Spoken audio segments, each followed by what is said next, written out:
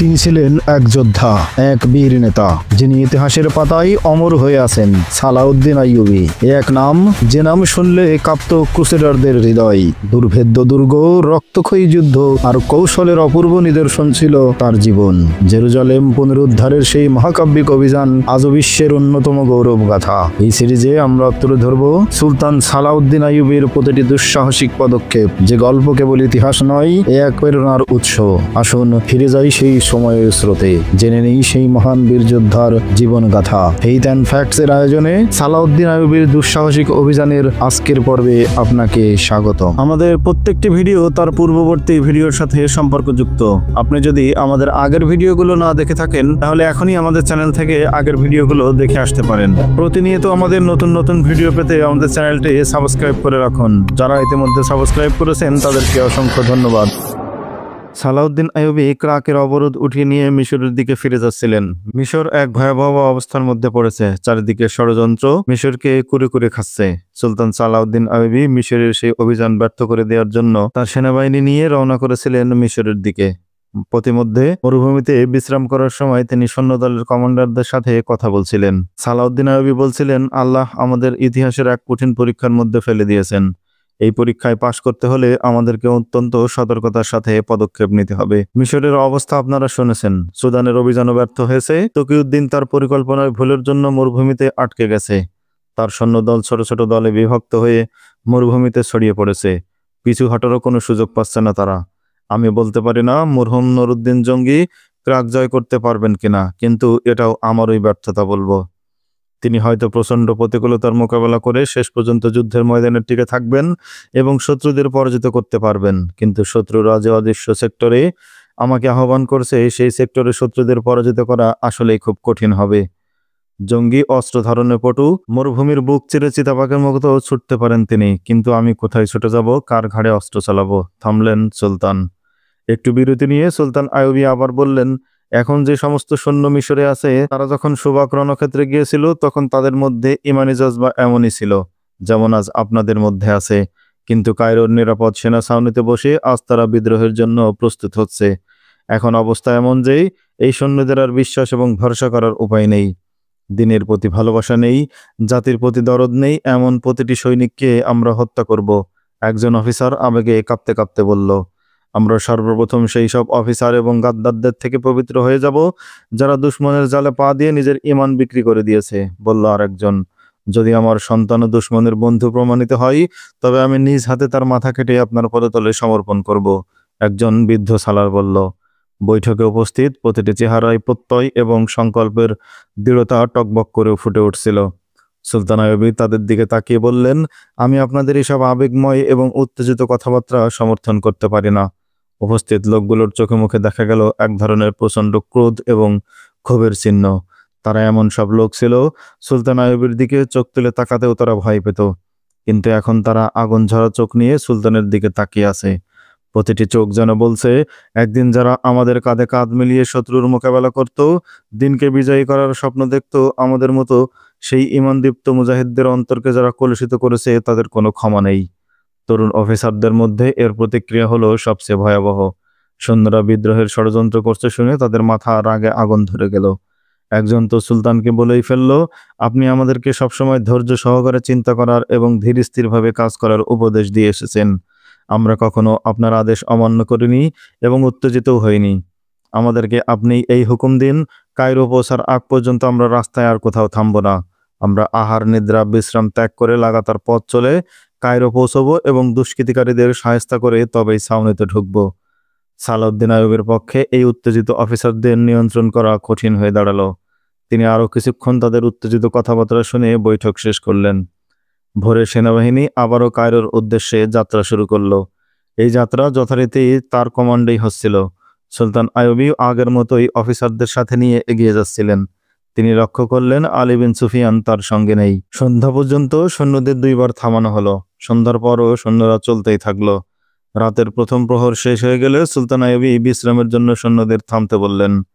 খেতে বসে সুলতান একবার এদিক ওদিক তাকিয়ে আলী বিন সুফিয়ানকে তালাশ করলেন, কিন্তু কোথাও তাকে দেখতে পেলেন না। খাওয়ার পর তিনি যখন তাঁবুতে ফিরে এলেন, তখন আলী বিন সুফিয়ান এসে হাজির হলো সেখানে। সারাদিন কোথায় ছিলে আলী? সুলতান আইয়ুবী জানতে চাইলেন। গতরাতে আমার মনে একটা সন্দেহ সৃষ্টি হয়েছিল। আলী বিন সুফিয়ান উত্তরে বললেন, সেই সন্দেহ ঠিক কিনা জানার জন্য সারাদিন সৈন্যদের মাঝে ঘোরাফেরা করলাম। কি সন্দেহ হয়েছিল? আপনি কি লক্ষ্য করেননি? আমি যখন মিশরের অবস্থা বর্ণনা করলাম তখন সেনাপতি, কমান্ডার এবং সমস্ত অফিসাররা কেমন আগুন হয়ে গিয়েছিল। আলী বিন সুফিয়ান বললেন, আমার সন্দেহ হচ্ছিল এরা নিজেদের গ্রুপের সৈন্যদেরকেও এ ব্যাপারে উত্তেজিত করে তুলবে। আমার সন্দেহই সত্য প্রমাণিত হলো। তারা সত্যি সত্যি তাদের দলের সাধারণ সৈন্যদেরকে মিশরের প্রশাসন এবং সৈন্যদের বিরুদ্ধে উত্তেজিত করছে।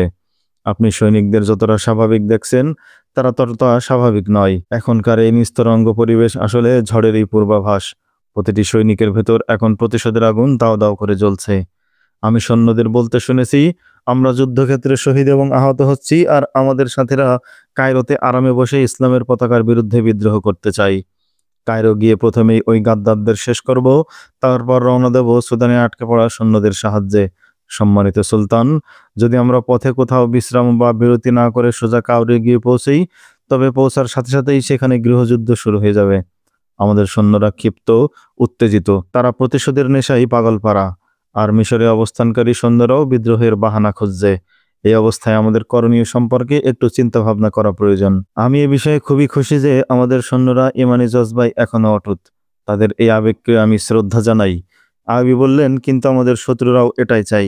তারা চাই আমাদের সেনাবাহিনী পরস্পর বিচ্ছিন্ন হয়ে নিজেদের মধ্যে গৃহযুদ্ধে জড়িয়ে পড়ুক। তিনি গভীর চিন্তায় পড়ে গেলেন। আলী বললেন, সুলতান, আমাদের এই ফৌজও কায়রো পৌঁছার আগেই মিশরের ব্যারাকে অবস্থানরত সৈন্যদের অন্য রাস্তায় ক্রাকের সেক্টরে যাত্রা করিয়ে দিতে হবে। অবিলম্বে কাসেদ এবং দায়িত্বশীল অফিসার পাঠিয়ে এই ব্যবস্থা করুন। সুলতান একটু চিন্তা করলেন, বললেন, তুমি ঠিকই বলেছ, তবে দূত পাঠিয়ে আদেশ দিলে হবে না। ভেতরের কথা বলা যাবে না তাদের। ফলে আমার সৈন্য কায়রো পৌঁছার আগেই তাদের বেরিয়ে পড়তে হবে। এমন কোনো তাড়া ওদের থাকবে না। এর মধ্যেই আমার বাহিনী ওইখানে পৌঁছে গেলে পরিস্থিতি আমরা নিয়ন্ত্রণ করতে পারবো না। তার চেয়ে বরং আমি নিজে সেখানে চলে যাই এবং ওদেরকে ক্রাক যাত্রার নির্দেশ দিয়ে সবকিছু নিজে তদারক করি। আমি নিজে গিয়ে আদেশ দিলে তারা মনে করবে তারা আমার কমান্ডে যাত্রা করছে। সুলতান উঠে দাঁড়ালেন, ডাকলেন গার্ডকে, বললেন, আমার ঘোড়া তৈরি করো। এরপর ডাকলেন নায়েবে সালারকে, বললেন, আলীকে নিয়ে আমি একটু বাইরে যাচ্ছি। সকালে বাহিনী নিয়ে তুমি কায়রো রওনা দেবে। তাড়াহুড়া করার দরকার নেই। ওখানে পৌঁছেই সৈন্যদের অভিযানে নেমে পড়তে হবে। তাই যতটা সম্ভব বিশ্রামের সুযোগ করে দেবে ওদের। পথে তোমাদের সাথে আর দেখা হবে না। কায়রোই তোমাদের জন্য আমি অপেক্ষা করব। তখন গভীর রাত। আলীকে নিয়ে পথে নামলেন সুলতান সালাউদ্দিন আইয়ুবী। মাথার উপর ক্ষয়ে যাওয়া চাঁদের ঘোলাটে জ্যোৎস্না, দূর দিগন্তে আবছা দেখা যাচ্ছে ছোট ছোট পাহাড়ের চূড়া। বাড়িয়ালি ভেঙে এগিয়ে চলেছে দুটো ঘোড়া, একটিতে সুলতান আইয়ুবী, অন্যটিতে আলী বিন সুফিয়ান। সুলতানের দৃষ্টি সামনের দিকে প্রসারিত, চেহারায় চিন্তার ছাপ সুস্পষ্ট। সুলতান ভাবছেন, ক্রাকে নুরুদ্দিন জঙ্গি কি সফল হতে পারবেন? তকিউদ্দিন এখন কেমন আছে? সে কি তার বাহিনীকে সংগঠিত করতে পেরেছে, নাকি এরই মধ্যেই সুদানিরা তাদের ঘেরাও করে তাদের ধ্বংসলীলা শুরু করে দিয়েছে? মিশরের পরিস্থিতি কি এখন জানি না। এরই মধ্যে তো বিদ্রোহ শুরু হয়ে যায়নি। আল ইদ্রিসের ছেলেদের মতো কেউ তো আবার খুন হয়ে যায়নি। তিনি কি প্রশাসনের যেই সব গাদ্দাররা ঘাপটি মেরে আছে তাদের সবাইকে শনাক্ত করতে পারবেন? পারবেন কি তাদের কবল থেকে মিশরের জনগণকে রক্ষা করতে? সীমান্ত এলাকায় যে নতুন ফিতনা শুরু হয়েছে, কি দিয়ে তিনি তার মোকাবেলা করবেন? যে ক্ষিপ্ত সেনাবাহিনী এগিয়ে আসছে তার পিছনে, কায়রো পৌঁছে তারা কি এমন কোনো পদক্ষেপ নেবে যার মোকাবেলা করা তার পক্ষে দুঃসাধ্য হয়ে উঠবে? এমন হাজারটা চিন্তা মাথায় নিয়ে পথ চলছেন সুলতান সালাউদ্দিন আইয়ুবী। পাশাপাশি ঘোড়া ছুটিয়ে চলেছে আলী বিন সুফিয়ান। আলী, বিপদ একটা আসলে সামাল দেয়া যায়। চতুর্দিক থেকে বিপদের এমন পাহাড় ভেঙে পড়লে কোনটা রেখে কোনটা সামাল দেব, এই নিয়ে খুব কি দুশ্চিন্তা করার দরকার আছে সুলতান? বিপদ যত ভয়ঙ্কর হোক, আল্লাহ নিশ্চয়ই তার চেয়ে অনেক বেশি সামর্থ্য রাখেন। বিপদের তুফানে পড়ে আপনি কি অসংখ্যবার আল্লাহর সাহায্যে তা থেকে মুক্তি লাভ করেননি? আগে যেমন তিনি সাহায্য করেছেন, এবারও মুশকিল আসান তিনিই করবেন, বললেন আলী বিন সুফিয়ান। আরও একটি রাত মরুভূমিতেই কাটল তাদের। শেষ রাতের দিকে কায়রো শহরের আবছায় অভাব ভেসে উঠল দূর থেকে। একটু পরেই সূর্য উঠল। আধারের বুক চিরে স্পষ্ট হলো কায়রোর শহর। সুলতান ভাবলেন, ঘুমের অতল থেকে শহরের মানুষ নিশ্চয় জেগে উঠেছে। একটু পরেই তাদের কলকালারিতে মুখরিত হবে জনপদ। শান্তিপ্রিয়, নিরুদ্বিগ্ন এইসব মানুষগুলোকে কিছুতেই কুচক্রীদের দয়ার উপরে ছেড়ে দেওয়া যায় না। যে করেই হোক সমস্ত প্রতিকূলতার মোকাবেলা আমাকেই করতে হবে। তিনি স্বগত স্বরে বললেন, ভাইয়েরা আমার, আমি আসছি। ইসলামের আলো দিয়ে আমি দূর করে দেব সকল আধার। পেঁচা আর বাদুড় যেমন দিনের আলোতে পালিয়ে যায়, তেমনি পালিয়ে যাবে কুচক্রীর দল। ফিতনা ও ফাসাদের মূল আমি উপড়ে ফেলে দেব নীল দরিয়ায়। পিরামিডের নিচে মাটি চাপা দেব গাদ্দারদের। একটু অপেক্ষা করো, কটা দিন সময় দাও আমায়। যেই রাতে আলী বিন সুফিয়ান সুলতান সালাউদ্দিন আইয়ুবীকে বলছিলেন যুদ্ধে থেকে আগুনের সেনাবাহিনী মিশরে অবস্থানরত সৈন্যদের উপর রেগে আগুন হয়ে আছে, সেই রাতেই এক রহস্যময় পীর কায়রো থেকে বহুদূরে একটি খেজুর বাগানে তাঁবু টানিয়ে বসেছিল। তার একটা নিয়ম ছিল, তিনি দিনের বেলা এবং চাঁদনি রাতে কারো সাথে দেখা করতেন না। অন্ধকার রাত তার কথা বলার এবং সাক্ষাতের সময়। তার মাহফিল অসংখ্য মোমবাতির আলোয় এমনভাবে সাজানো হতো, যেখানে আলো আঁধারির রহস্যময় এক জগৎ তৈরি হয়ে যেত। সেই আলোর প্রভাবে উপস্থিত দর্শকদের মধ্যে জাদুর মতো কাজ করত। তিনি যেখানে তাঁবু টানিয়ে দলবল নিয়ে বসেছিলেন, তার অদূরে এই গ্রামের ভক্তকুল বসেছিল তাজিমের সাথে। তাদের মধ্যে অধিকাংশই ছিল মিশরীয় মুসলমান, কিছু ছিল সুদানি হাবশি। এই গ্রামে একটি মসজিদ ছিল। মসজিদের ইমাম ছিলেন একজন শান্তশিষ্ট নিরীহ আলেম। এক যুবক 2 মাস যাবৎ তার কাছে ধর্মীয় শিক্ষা লাভ করতে আসতো। যুবকের নাম মাহমুদ। সে দূরের একটি গ্রাম থেকে আসতো। পড়ার প্রতি তার প্রবল আকর্ষণ। তবে তার চেয়েও বেশি আকর্ষণ ছিল সেই গ্রামের একটি মেয়ের প্রতি। মেয়েটির নাম সাদিয়া। সাদিয়াও ভালোবাসত মাহমুদকে। প্রায় প্রতিদিনই মাহমুদের আসার পথে এক উপত্যকার ঢালে মেয়েটি বকরি চড়াতো এবং মাহমুদ এলে তাকে তার বকরির দুধ পান করতে দিত। গ্রাম থেকে দূরে সেই নির্জন চারণভূমিতেই তাদের প্রথম সাক্ষাৎ হয়। সাদিয়া সেখানে তার 4টি বকরি এবং 2টি উটকে তখন পানি পান করাচ্ছিল। মাহমুদ পিপাসায় কাতর হয়ে পানি পান করার জন্য এগিয়ে গেল মেয়েটির কাছে। সাদিয়া তার হাতে পানি তুলে দিয়ে জিজ্ঞেস করলো, আপনি কোত্থেকে আসছেন? আমি। উত্তরে মাহমুদ বলল, ওই ওদিক থেকে। যাবেন কোথায়? মাহমুদ উল্টো দিকে ইশারা করে বলল, ওইদিকে। সাদিয়া মাহমুদের কথা শুনে হেসে উঠল। বারে, জায়গার কোনো নাম নেই? নাম দিয়ে কি করবে তুমি? এই দুনিয়ার সবটাই আল্লাহর আর আমি তার খলিফা। মানে এই দুনিয়াটাই আমার, ফলে আমার যেখানে খুশি সেখানে যাব, তাতে তোমার কি? মাহমুদের এমন আজব উত্তরে খিলখিল করে হেসে উঠল সাদিয়া। হাসলে কেন? তওবা তওবা। সাদিয়া তার দুগালে মৃদু চাপড় দিয়ে বলল, তাই তো, কত বড় স্পর্ধা আমার। ছোটখাটো কোনো দেশের বাদশার সামনে হাসাই যেখানে বিয়াদবি, সেখানে দুনিয়ার সম্রাটের পাশে দাঁড়িয়ে হাসাহাসি। না না, এ মহা অন্যায়। হুজুর, আমাকে মাফ করে দিন। ক্ষমা চাওয়ার ভঙ্গিতে হাত জোড় করল সাদিয়া। এবার হেসে উঠল মাহমুদও। বাহ, আমাকে একেবারে সম্রাট বানিয়ে দিলে। এভাবেই ওদের প্রথম পরিচয় হয়। মাহমুদ মুসলমান শুনে সাদিয়া তার সঙ্গে অন্তরঙ্গ ব্যবহার করে, খুশি হয়। তার চোখে মুখে যে খুশির ঝিলিক দেখতে পায় মাহমুদ, ঠোঁটে দেখতে পায় লাজরঙ্গা মধুর হাসি। দুজনেই দুজনকে ভালো লেগে যায়। আলাপ জমে ওঠে। মাহমুদের কথা শুনতে খুব ভালো লাগছে সাদিয়ার। ও মাহমুদকে জিজ্ঞেস করলো, সুদানের যুদ্ধের খবর কি? তার বলার ভঙ্গিতে মুসলিম সৈন্যদের সম্পর্কে আগ্রহ এবং সমর্থন প্রকাশ পাচ্ছিল। সে যখন সালাউদ্দিন আইয়ুবী সম্পর্কে প্রশ্ন করল, তখন মাহমুদ তার উচ্ছ্বসিত প্রশংসা করল। সাদিয়া জানতে চাইল, যিনি আকাশ থেকে নেমে এসেছেন এবং মৃতকে জীবিত করতে পারেন, সেই পীরের চেয়েও তিনি কি বেশি কামেল এবং মহাপুরুষ? সুলতান সালাউদ্দিন আইয়ুবী কোনো মৃতকে জীবিত করতে পারেন না, উত্তরে বললেন মাহমুদ। তিনি পৃথিবী থেকে অন্ধকার এবং অশান্তি দূর করে মানুষকে শান্তি এবং আলোতে নিয়ে আসেন। সাদিয়া বলল, তবে যে শুনেছি সালাউদ্দিন আইয়ুবী একজন খুনি। তিনি নাকি হৃদয়হীন, নিঠুর। সুযোগ পেলেই তিনি মানুষ হত্যা করেন। তোমাকে কে বলল তিনি লোকজনকে হত্যা করেন? আমাদের গ্রামের দিকে যেসব পথিক যাওয়া আসা করে তাদের মুখ থেকে শুনেছি। তারা বলে সালাউদ্দিন আইয়ুবী খুব খারাপ লোক, তার দিলে কোনো রহম নেই। এমনিতে সে নাকি খুব ভালো ভালো কথা বলে, আমাদের মতো নামাজ রোজাও করে, কিন্তু হিংস্রতাই নাকি তার সব ভালো কাজ বরবাদ করে দিয়েছে। তোমাদের মসজিদের ইমাম সাহেব কি বলেন? মাহমুদ প্রশ্ন করল। তিনি অবশ্য অন্যরকম বলেন। সাদিয়া বলল, তিনি বলেন সুলতান সালাউদ্দিন আইয়ুবী ইসলামের আলো সমস্ত মিশর এবং সুদানে বিকশিত করতে এসেছেন, আর ইসলামই আল্লাহর একমাত্র সত্য দিন। সাদিয়ার কাছ থেকে সে জানতে পারে তাদের গ্রামে ইদানিং এমন লোক আসা যাওয়া করে যারা নিজেদেরকে মুসলমান বলে পরিচয় দিলেও তাদের আচার আচরণে ইসলামের নমুনা পাওয়া যায় না। তারা এমন সব কথা বলে যাতে মানুষের মনে ইসলামের ব্যাপারে সন্দেহ সৃষ্টি হয়ে যায়। তারা বলে সমাজ এবং সভ্যতা কখনো এক জায়গায় বসে থাকে না। সভ্যতা এগিয়ে যাচ্ছে, মানুষের জীবনযাত্রায় আধুনিকের তার ছোঁয়া লাগছে। পৃথিবীতে টিকে থাকতে হলে আমাদেরও সময়ের সাথে এগিয়ে যেতে হবে। শুধু ইসলাম নিয়ে বসে থাকলে হবে না। আমার এক চাচা জিজ্ঞেস করেছিল, কেন হবে না? তারা বলল, কেমন করে হবে? আপনি কি কোরআনের কোনো শব্দ পাল্টাতে পারবেন? যদি না পারেন, তবে পুরনো কোরআনকে জীবন বিধান মেনে নিয়ে আপনি কি করে সময়ের সাথে তাল মিলিয়ে চলবেন? চাচা বলল, তাই বলে আমরা কোরআনকে ছেড়ে দেব, ইসলামকে ছেড়ে দেব? না না, তা ছাড়বেন কেন? আমরা কি তাই বলেছি? আমরা কি মুসলমান নই? আমরা কোরআন পড়ব, নামাজ রোজাও, কিন্তু ব্যবসা বাণিজ্য সহ দুনিয়াবি কাজে ইসলামকে টেনে এনে অপবিত্র করব না। আর রাজনীতিতে ইসলামকে জড়াবো না। তাহলে ইহকালও রক্ষা পাবে, পরকালও রক্ষা পাবে। রাসূল যখন দুনিয়ায় এসেছিলেন তখন তিনি যে সময়ের আলোকে জীবন ধারণ করেছেন, আমরাও আমাদের সময়ের দাবিকে উপেক্ষা করতে পারি না। এই কথাই আমরা বলতে চাচ্ছি।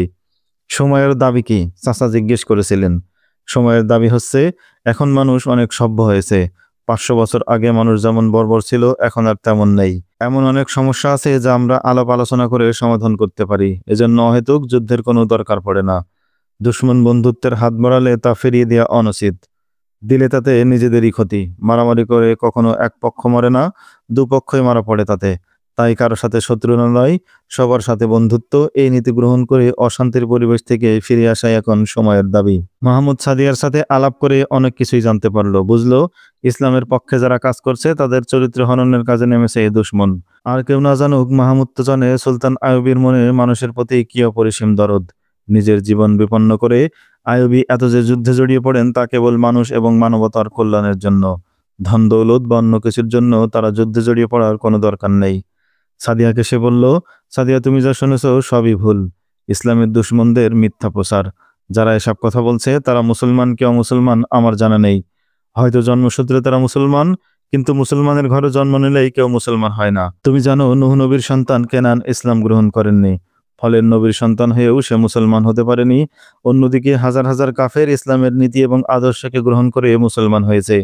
যারা আজকে ইসলামের শত্রুদের চক্রান্তে পড়ে কোরআন এবং সুন্নাহের বিরুদ্ধে কথা বলছে, যতই তারা নামাজ রোজা করুক, নিজেদের মুসলমান দাবি করুক, তারা যে ইসলামের সপক্ষ শক্তি নয় এতে কোনো সন্দেহ নেই। ইসলামের বিপক্ষ শিবিরে অবস্থান করে এবং ইসলামের বিরুদ্ধে কাজ করে কেউ মুসলমান থাকতে পারে কিনা আমার জানা নেই। মুনাফিকের অবস্থান নাকি কাফেরের চাইতেও নিচে। কাল হাসরের মাঠে এদেরকে মুসলমানদের দলে রাখা হবে না, মুনাফিকের দলে রাখা হবে। সেই চিন্তা আমার নয়। যারা এই কাজ করছে তারাই করুক, আমি শুধু বলবো তারা এখন যা বলছে তা ইসলামের জন্য ক্ষতিকারক। কিন্তু খুন খারাপই তো আসলেই খারাপ। তুমি কি মারামারি সমর্থন করো? সাদিয়া, তুমি তো জানো পৃথিবীতে আমাদের মহানবী সাল্লাল্লাহু আলাইহি সাল্লামের চেয়ে দয়ালু মানুষ আজ পর্যন্ত আসেনি এবং ভবিষ্যতেও আসবে না। তিনি মিত্র নয়, নিজের আত্মীয় স্বজন নয়, সঙ্গী সাহাবী নয়, পৃথিবীর সব মানুষকে ভালোবাসতেন, এমনকি শত্রুকেও। তাই তো তাকে রহমতুল লিল আলামিন বলা হয়। তার মানব প্রেমের শত শত কাহিনী ছড়িয়ে আছে ইতিহাসের পাতায়। তুমি কি খুনি বলে ঘৃণা করবে এই মহামানবকে? মাহমুদের কথায় অবাক হয় সাদিয়া। কেন? তাকে ঘৃণা করব কেন? তিনি তো দুনিয়ার শ্রেষ্ঠতম মানুষ। শুধু মুসলমানই নয়, অনেক অমুসলমানও তাকে শ্রদ্ধা করে, ভালোবাসে। মাহমুদ বলে, সালাউদ্দিন আইয়ুবী যেমন মানুষ হত্যা করে যুদ্ধ করে, তিনিও জীবনে তেমনি অসংখ্য যুদ্ধ করেছেন।